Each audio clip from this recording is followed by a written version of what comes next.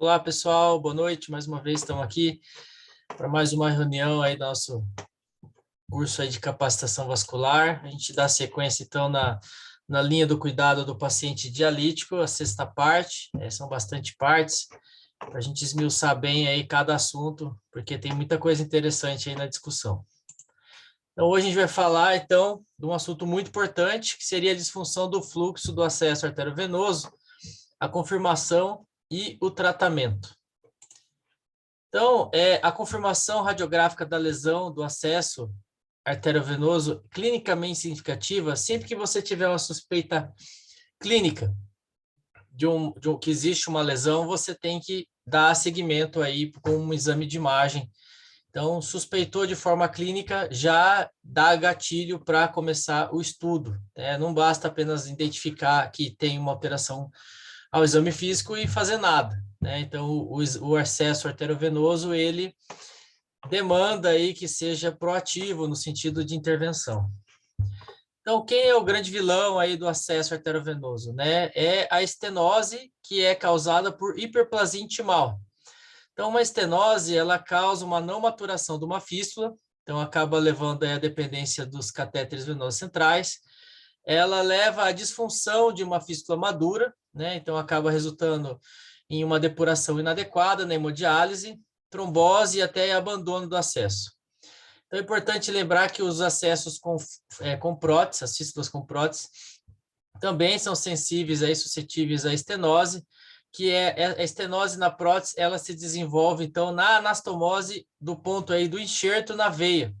Então, quando desenvolve essa estenose, ela pode levar a 80% de trombose dos acessos. Então, a gente vê na imagem da direita aí um exame contrastado, que tem uma seta apontando aí que existe a anastomose do enxerto. Então, já a gente começa a ver que tem uma alteração da parede, Então, acaba que pode evoluir para uma estenose clinicamente significativa. E quem causa hiperplasia intimal, Sempre tem aquela lenda falando que a agulha causa, Não é só a agulha, Pode funcionar certinho, que mesmo assim ainda pode levar a estenose. Por quê? Porque só o processo inflamatório que acontece após a criação da fístula já começa aí a fazer disfunção da parede de dentro aí do endotélio da veia, O estresse de cisalhamento hemodinâmico, então só o alto fluxo também pode causar a induzir a hiperplasia intimal, igual o trauma da agulha, que a gente sabe também, e a própria uremia, Então o paciente urêmico, ele aí fica inflamado e ele acaba podendo desenvolver aí estenose em alguns pontos da fístula ou até no ponto distal aí do enxerto. Então, a estenose na fístula, geralmente, então, ela se desenvolve nas regiões justa-anastomóticas, Então, pode acontecer aí logo após a anastomose da veia na artéria ou nos pontos de anastomose do enxerto, Então, o enxerto na parte arterial pode ter estenose, mas é muito mais comum do lado venoso. A bracobasílica acontece muito aí nos sítios de punção e a bracocefálica, ela acontece no arco cefálico, que é lá em cima, no ponto que a veia cefálica mergulha em direção aí à veia subclave. Então, a gente vê na imagem em cima uma seta mostrando aí a estenose no arco cefálico, é o ponto final aí da veia cefálica. Mesmo que esse local não tenha punção, ele pode desenvolver estenose, por todos aqueles motivos. Não é só a agulha que causa hiperplasia intimal. E é importante a gente lembrar uma coisa que é meio triste, mas é real, que todos os acessos têm uma expectativa de vida limitada. Então, todos os acessos, se der tempo suficiente, uma hora ele vai falhar. Então, sabendo disso, demanda que a gente tenha que ficar antecipando essa falha para a gente não perder o acesso, porque também, por outro lado, a gente tem um número limitado de veias e de acessos possíveis, não é infinito. Então, o que a gente chama de disfunção de um acesso arteriovenoso? Hoje em dia, então, a gente tem três situações que o acesso está em disfunção. Ou a disfunção é trombótica, ou ela é não trombótica, ou ela é infecciosa. Então, se resume dessa forma que um acesso está em disfunção. Então, e o que é uma lesão clinicamente significativa, Então, é uma lesão que acontece num acesso arteriovenoso e ele contribui para sinais e sintomas clínicos sem outra causa. Não necessariamente vai ter alguma alteração lá na máquina, né, como alteração do fluxo sanguíneo ou nas pressões venosas.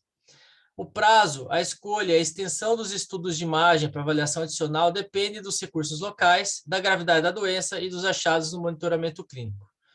Então, um paciente com um achado de uma suspeita, né, de uma lesão clinicamente significativa, tem até 2 semanas para estudar essa fístula, né? Então, não pode passar de 2 semanas, é o recomendado. Passou disso, está expondo o paciente a uma situação aí de perda do acesso. No diagnóstico, então, a abordagem vai depender da suspeita clínica de onde que está a lesão, né? Se é na parte arterial, se é na anastomose ou se é no fluxo de saída.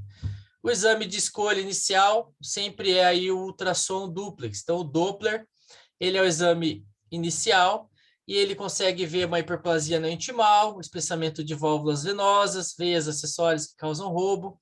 Só que ele é ineficaz para avaliar artérias e veias centrais dentro do tórax. O ultrassom não consegue ver dentro do tórax. Então, na imagem da direita aqui, a gente vê um ponto aqui de estreitamento de uma veia. Então, uma estenose aqui está acontecendo, o ultrassom já identifica para a gente. E como que a gente confirma, né? Praticamente tudo na cirurgia vascular, para confirmar, é alguma coisa seguida de grafia. Então, eu vou estudar uma artéria, é arteriografia. Vou estudar uma veia, uma flebografia. A angiotomografia também pode ser usada, né? Então, ela não é invasiva, tem vantagem de ser não invasiva, e ela usa radiação. Então, tem que pesar tudo isso. Só que aqueles 3 exames, eles usam contraste, né? Então, o contraste, o paciente já é dialítico, pode usar contraste. Não é bem assim, né? Então, a gente sempre tenta evitar usar o mínimo, a gente tenta usar o mínimo de contraste nos pacientes para tentar poupar a função renal residual. Então, alguns pacientes ainda têm um rim muito pouco funcionante, mas funcionante. E a gente tenta usar substitutos ao contraste iodado, né? Então, por exemplo, o gás carbônico, o CO2, ele dá para fazer uma imagem razoável. Então, a gente vê na direita aqui uma flebografia feita com CO2, né? Então, até que deu para ver razoavelmente alguma coisa. Só que a gente tem que tomar cuidado para a gente nunca injetar o CO2 nas artérias dos membros superiores. Não usa na artéria, usa na veia, né? Então, por quê? Porque esse CO2 pode acabar indo aí por uma circulação colateral e parar dentro da cabeça e causar eventos neurológicos. Às vezes pode levar até um AVC, então é catastrófico. Então, só na veia, só cuidado para não mandar na artéria. É possível a gente fazer a angiorressonância, uma alternativa à angiotomografia, né? A angiorressonância, a gente teve uma aula lá só de exames, né? Então, a angiorressonância, ela não usa contraste, apesar de ser anjo, e existe a angiorressonância com contraste, o gadolínio, para realçar, né? Ele é um contraste paramagnético, para realçar aí os vasos, só que tem um problema no renal crônico, aí pode dar aquela fibrose intersticial, então tem que tomar cuidado. Às vezes só a angiorressonância normal pode fazer, mas ela tem um problema aí de subestimar ou superestimar as lesões, e quando tem cálcio envolvido, aí complicou tudo, fica mais difícil de enxergar. Então, por isso que a gente vai muitas vezes para a angiotomografia. Então, tem que pesar tudo isso na hora de indicar o exame. Então, identificou. Lembra, a gente teve uma suspeita de lesão. Tem até 2 semanas para fazer um exame de imagem. Identificou a lesão com repercussão clínica clinicamente relevante, então tem que tratar tão logo quanto. É praticamente uma urgência, né? Então, a gente não pode aí perder muito tempo, porque pode trombosar o acesso, aí perdeu-se, né? Até dá para resgatar um acesso trombosado, mas acaba sendo arriscado, né? Perder o acesso e não conseguir mais recuperar ele. Então, vamos só lembrar, então, no exame físico, no monitoramento, a gente tem que fazer um exame físico regular, para alguém que saiba fazer esse exame, para tentar identificar alguns indicadores clínicos de disfunção do fluxo da fístula. Então, o exame físico, a gente tem aqui 6 itens muito comuns de aparecer quando o acesso está em disfunção.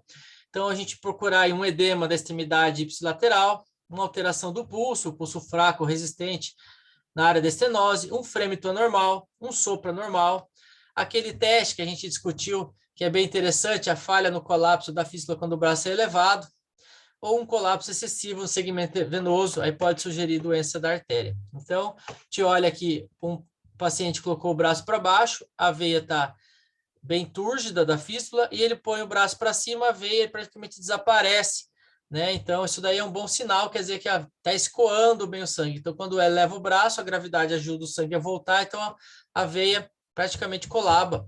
Então, o paciente ergueu o braço, a veia não colabou, abre o olho, já tem um sinal clínico aí de que existe um estreitamento, uma lesão, aí uma estenose que esteja dificultando o retorno pela fístula. Né? Então, a gente olha aqui, então, um desenho esquemático aqui, que eleva o braço, fica distendido por causa do estreitamento, e aqui na figura, um colaba, o outro não. Então, pode ter uma mistura aí de falha arterial, falha venosa, então, de acesso, né, de estenose. Então, no exame físico já indica muita coisa. E na diálise, né? Então, quando tem dificuldade de canulação, quando antes não era um problema isso, quando aspira coágulos, quando não atinge um fluxo sanguíneo alvo da diálise, quando tem sangramento prolongado ou uma diminuição inexplicável da diálise. Então, é uma mudança aí do perfil do paciente. A gente não considera valores absolutos da máquina, e sim que a diálise ela não está não acontecendo conforme prescrito, né? O paciente não está depurando, então a gente está tendo uma falha do acesso. Então, o indicador clínico com indicador de diálise mais uma imagem alterada vai indicar o tratamento, a gente vai ver daqui a pouco. Então, vamos falar de tratamento, né? Então, o tratamento das doenças da fístula, a angioplastia com balão, ela é o tratamento de escolha para a maioria das lesões estenóticas, anatômicas e clinicamente significativas. Então, tem que ter a parte anatômica e tem que ter a parte clínica. Uma lesão estenótica clinicamente significativa é aquela que é acompanhada por sinais clínicos e sintomas e mostra aí no exame de angiografia ou no ultrassom um estreitamento maior que 50%. Então, a gente vê aqui no desenho embaixo, na letra A, ali, um estreitamento grave, aí foi submetido a um balonamento e abriu o fluxo, em seguida foi usado em um balão farmacológico. A gente vai discutir daqui a pouquinho isso. Então, o tratamento da estenose, ela é feita pela angioplastia, e é razoável o uso de angioplastia com balão e com alta pressão conforme for necessário, o importante é abrir a veia, como tratamento primário das fístulas e de lesões estenóticas da fístula com enxerto, que são clinicamente e angiograficamente significativas.